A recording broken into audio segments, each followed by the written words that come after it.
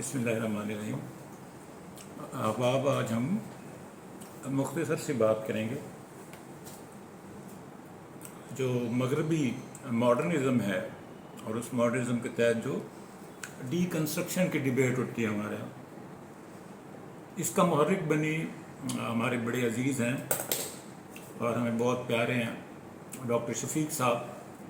Doctor Shafiq भट्टी, DZU Multan से, जिन्होंने अपनी राय दी नरेटिव बयानिया पर। हमारा मौक़िफ़ ये है कि कोई भी ऐसी इल्मी डिबेट, कोई भी ऐसा इल्मी डिस्कोर्स जो किसी दूसरी सकाफ़ती इकाई का नुमाइंदा हो या सकाफ़ती इज्तिमा का नुमाइंदा हो, वो हमारे यहाँ उसको उस तरह से इतलाक़ नहीं किया जा सकता। और डेरिडा के रद्द तश्कील को चुनने की वजह यही है कि इस हाल से डेरिडा का काम सबसे ज़्यादा नुमायाँ है। डेरिडा ने अपनी पहली ही जो उसकी समझिए कि बहुत बड़ी किताब के तौर पर जो चीज़ सामने आई, डीकंस्ट्रक्शन, और इस पर पहले वो हॉपकिंस यूनिवर्सिटी के एक सेमिनार में आर्टिकल भी पढ़ चुका था, रद्द तश्कील क्या है या व्हाट इज़ रिकन्स्ट्रक्शन के नाम से 1966-67 में। और फिर बाद में ये एक उसके मकाले की सूरत में भी शाया हुआ 75 में, और ये उसकी पहचान भी बन गया। मज़े की बात यह है कि 1930 में पैदा होने वाला डेरिडा सिर्फ 33 बरस की उम्र तक 3 निहायत अहम किताबें लिख लेता है। और मैं यहाँ ज़रूर तज़किरा करना चाहूँगा इमरान शाहिद भिंडर साहब का, कि उनका ये मौक़िफ़ है कि डेरिडा को जो उर्दू में तर्जुमा किया गया है वो दुरुस्त नहीं है, और उसकी वो क्या दलील बनाते हैं ये मैं अभी आपको रद्द तश्कील की वज़ाहत करते हुए बताता हूँ। डेरिडा का कमाल ये है कि वो मगरबी फ़लसफ़े के बहुत सारे पहलुओं को रद्द करते हुए ख़ुद मगरबी फ़लसफ़े से मुस्तफ़ीद होते हैं। अगर मुख्तसर तौर पर यह देखा जाए कि रद्द तश्कील क्या है, तो वो बहुत ही सादा लफ्ज़ों में वही सौसेर वाली बात है कि जो मायनी है ये खुद मुख्तार नहीं होते और कारी या सामे पर भरोसा करते हैं। उसकी जो इल्मी या अक़ली या तोजीही जो तोजीही उसकी बुनियाद है उस पर खड़े होते हैं, गोया मायनी मुतासिब होते हैं। और डेरिडा इसलिए उस पर भरोसा करने को तैयार नहीं है कि जो चीज़ है ही तासुब अंगेज़ या जिसकी बुनियाद में तासुब मौजूद है वो क्यों कर इल्मी हो सकती है। अब अगर हम कोई 2 लोग ऐसे तलाश करें जिनके डेरिडा पर सबसे ज़्यादा असरात हैं, तो वो मार्क्स और सौसेर ही होंगे। लेकिन सौसेर के यहाँ भी डेरिडा एक ख़ास तरह की तब्दीलियाँ लाता है, क्योंकि सौसेर तकरीर को फ़ौक़ियत देता है तहरीर पर, जबकि डेरिडा इसका कायल नहीं है। डेरिडा ये कहता है कि जो बाद मकान है या बाद मुसन्निफ़ है या बाद मुकर्रिर है, मसलन आज अगर हमने अफलातून को पढ़ना है तो क्या हम उसकी तकरीर सुनेंगे? वैसे नए ज़राए में तो डेरिडा भी नए ज़राए में ही हयात थे, ये मुमकिन है कि हम उसकी जो फ़िल्म बंद हुई है, अक्स बंद हुई है, तकरीर सुन लें।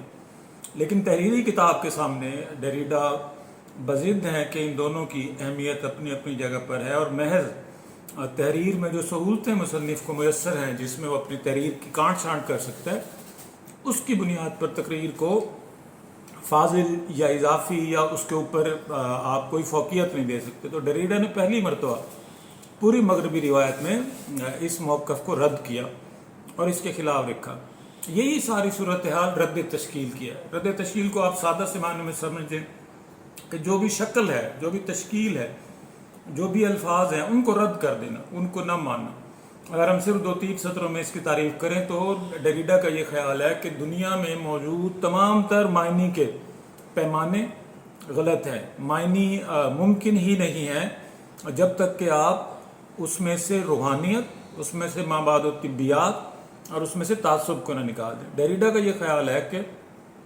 पूरी मगरबी फ़िक्र अपनी बुनियाद में सूफियाना या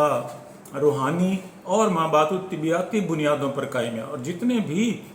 مغربی متون ہیں ان کی تشریحات میں ان پہلوؤں کو سامنے رکھا گیا، اور جب تک آپ ان تعصبات کو نہیں نکالیں گے تو کسی بھی چیز کے جو معنی ہیں وہ حقیقی نہیں ہوں گے۔ اس طرح ڈیریڈا معنی کے تمام تصورات کو رد کرتا ہے۔ جو مضمون کی اہمیت ہے ہمارے ہاں، جس کی بنیاد پر ہم ثانوی مضامین بناتے ہیں، بنیادی مضامین بناتے ہیں، تو وہ مضمون کی بھی جو کیفیت اور کمیت دونوں سطحوں پر ڈیریڈا اسے رد کرتا ہے۔ حتیٰ کہ ثانوی مضمون کو، جس کی کہ اس طرح سے اہمیت نہیں ہوتی، اس ثانوی مضمون کو بھی ماننے کو تیار نہیں ہے، اور ڈیریڈا کا یہ خیال ہے کہ مضمون بذات خود اضافی شے ہے۔ اب جب کوئی شخص معنی کو ہی اضافی شے قرار دے گا تو یقینی سی بات ہے کہ وہ اس کے لیے دیگر چیزیں اضافی ہو جائیں گی۔ اس کا یہ ماننا ہے کہ جو معنی ہیں لوگو سینٹرک ہوتے ہیں، اور جب تک کسی بھی معنی کی جانچ کاری کرنے والے کے ہاں وہ لوگو سینٹرک کا شعور نہیں ہوگا، وہ معنی نہیں نکال سکتا۔ جیسے پہلے وہ ایبسنس کی بات کرتا ہے کہ جب ایک آجر یا ایک مصنف یا ایک شاعر یا ایک مورخ یا ایک مقرر موجود نہیں ہے، اور آپ اس کے الفاظ کے معنی نکالنا چاہتے ہیں، آپ اس کی جو بھی تقریر یا تحریر یا جو اس کی تسوید ہے، مرتب کی ہوئی چیز ہے، لکھی ہوئی چیز ہے، اس کے معنی کا کوئی بھی یافتی عمل کرنا چاہتے ہیں، تو وہ کیسے اس کی ایبسنس کو آپ اس میں سے منہا کریں گے اور کیسے معنی کا تعین کریں گے؟ اسی طرح وہ یہ کہتا ہے کہ معنی لوگو سینٹرک ہوتے ہیں۔ اب یہی وہ سب سے بڑا اعتراض ہے جو ڈیریڈا پر ہوتا ہے کہ اگر معنی ہوتے ہی نہیں ہیں تو پھر تو رد تشکیل بھی بذات خود ایک ہوا میں تعمیر کیا ہوا نظریہ ہے، کیونکہ ڈیریڈا کا یہ خیال ہے کہ معنی سب کے سب ہوائی ہوتے ہیں، ہوا میں تعمیر کیے جاتے ہیں۔ اب ہم آتے ہیں، کیونکہ ہم نے اپنی گفتگو کو مختصر رکھنا ہے، کہ عمران شاہد بھنڈر کیوں یہ دعویٰ کرتے ہیں کہ ڈیریڈا کا مشرق میں اطلاق ممکن نہیں ہے۔ گو کہ یہاں اطلاق کیا جاتا ہے، اور ہمارے ایک دوست پچھلے دنوں بھی کر رہے تھے، اور عورت اور مرد کے سنوی جوڑے بنا کر اور کچھ ثابت کرنے کی کوشش کر رہے تھے، اور اس دوران وہ نہیں سوچ رہے تھے کہ عورت اور مرد کی جو ہمارے ہاں طے شدہ جو معنی ہیں، ثقافتی معنی ہیں، ان کی بنیاد میں بھی مابعد الطبیعات اور ان کی بنیاد میں بھی روحانیت کے خاص جو فکری دھارے ہیں وہ موجود ہیں۔ تو بھنڈر صاحب کا یہ کہنا ہے کہ ڈیریڈا کو جتنا اردو میں ترجمہ کیا گیا ہے، خواہ ہندوستان میں یا پاکستان میں، ظاہر ان کی مراد گوپی چند نارنگ ہے، ان کی مراد ڈاکٹر ناصر عباس نیر ہیں، ان کی مراد ضمیر علی بدایونی ہے،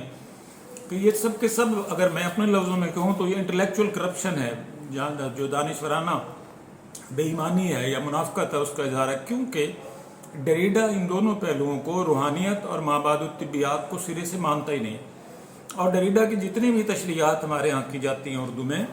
اس میں ان دو پہلوؤں کو کہیں دانستہ یا غیر اندانستہ اس سے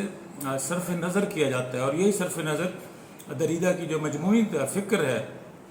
اس کے اندر ایک رکاوٹ کا سبب بنتا ہے۔ دوسرا ان کا یہ خیال ہے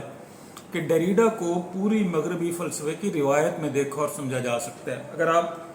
مغربی فلسفے کی پوری روایت سے واقف نہیں ہوں گے تو آپ ڈیریڈا کو نہیں سمجھ سکتے۔ یہ بھی وہ بنیادی اعتراض ہے عمران شاہد بھنڈر صاحب کا، جو ڈیریڈا کے حوالے سے وہ کرتے ہیں کہ ڈیریڈا مشرقی معاشروں میں اور اردو دنیا میں یا کسی بھی ایسی دنیا میں جو مغربی علوم سے آگاہ نہ ہو، ڈیریڈا کو سمجھا ہی نہیں جا سکتا۔ ایک اور اہم پہلو جو ڈیریڈا کا ہے، یہ کہنا کہ وہ نیٹشے کا